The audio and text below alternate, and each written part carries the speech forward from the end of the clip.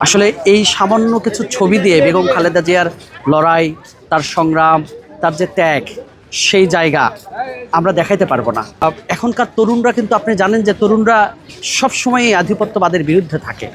এই সারা দেশের তরুণরা যখন বিদেশি প্রভুদের বিরুদ্ধে একাট্টা হয়েছেন, রাস্তায় নামছেন, এটা কিন্তু বেগম খালেদা জিয়া শুরু করেছিলেন 90-এর দশকের আগে। ওনার রাজনীতির প্রথম বাংলাদেশের একমাত্র স্মার্ট সিটি বসুন্ধরা এখন আরো নিরাপদ, আধুনিকতায় আরো এক ধাপ এগিয়ে।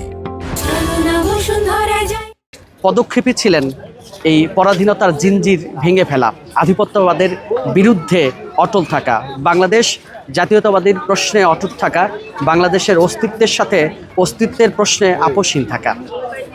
আসলে আমরা তার যে লড়াই সংগ্রামগুলো ছিল, এই সংগ্রামের কিছু অংশ মানুষকে জানান দেওয়ার জন্য, মানুষের সামনে তুলে ধরার জন্য আমরা আজকের এই আয়োজনটা করেছি।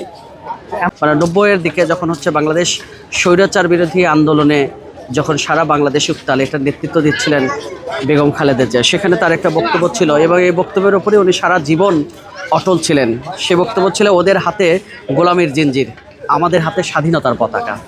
বেগম খালেদা জিয়া সবসময় বাংলাদেশ জাতীয়তাবাদ, বাংলাদেশের অস্তিত্বের প্রশ্নে ছিলেন আপোষ।